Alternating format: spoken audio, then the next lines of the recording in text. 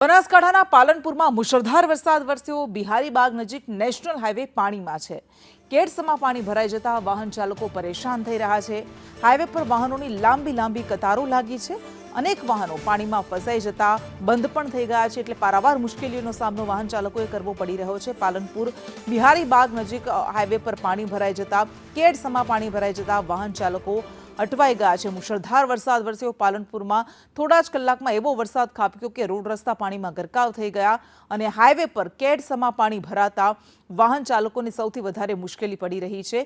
અનેક વાહનો national highway પરથી પસાર થતા પાણીને કારણે બંધ થઈ ગયા છે। વાહન ચાલકો પરેશાન થઈ ગયા છે, તો ટ્રાફિક જામ પણ દેખાઈ રહ્યો છે। લાંબી કતારો વાહનોની દેખાઈ રહી છે। પાલનપુર શહેર જ નહીં, પરંતુ નેશનલ હાઈવે પણ જાણે કે પાણીમાં છે। બનાસકાંઠા જિલ્લાના મુખ્ય મથક પાલનપુરમાં 7 ઇંચ વરસાદ ખાબકતા પાલનપુર પાણી થયું છે। શહેરી વિસ્તારો કે હાઈવે તમામ જગ્યાએ અત્યારે માત્ર ને માત્ર પાણી જ છે તે જોવા મળી રહ્યું છે। આ દ્રશ્યોમાં જોઈ રહ્યા છો આબુ રોડથી અમદાવાદને જોડતા આ માર્ગના દ્રશ્યો છે।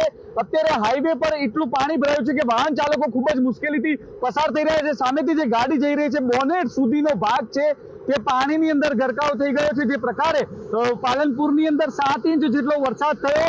શહેરી વિસ્તારોમાં તો હાઈવે વિસ્તારો છે તે હાઈવે વિસ્તારોમાં પણ પાણી છે। આ દ્રશ્યોમાં જોઈ રહ્યા છો મારા જે પગ છે તે પગના ઢીંચણ સુધીનો ભાગ છે તે અત્યારે પાણીની અંદર ગરકાવ થઈ ગયો છે।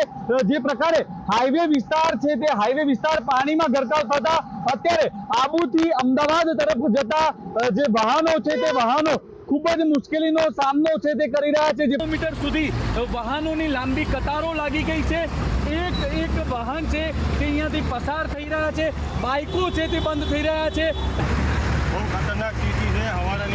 સવારની વાતના હું આગળ ઘણા મોન્સૂન ફસાણા છે અને બાઇકો બેનો આ એક્ટિવા ઘણી બંધ થઈ ગઈ। એક ગાડી હમણાં ચાલુ થોડી વાર પહેલાં નહોતી અહીંયા કાર હતી, હાલત એને રેસ્ક્યુ કરાવી અને ઘણું પાણી બહુ તકલીફ પડે। આ નેશનલ હાઈવે પાલનપુરનો નેશનલ હાઈવે છે।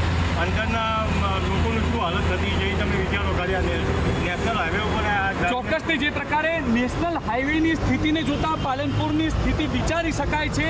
7 ઇંચ જેટલો વરસાદ થયો છે અને આ 7 ઇંચ જેટલા વરસાદને અત્યારે તો પાલનપુરને પાણી કરી દીધું છે। ધવલ જોશી, સંદેશ ન્યૂઝ, બનાસકાંઠા।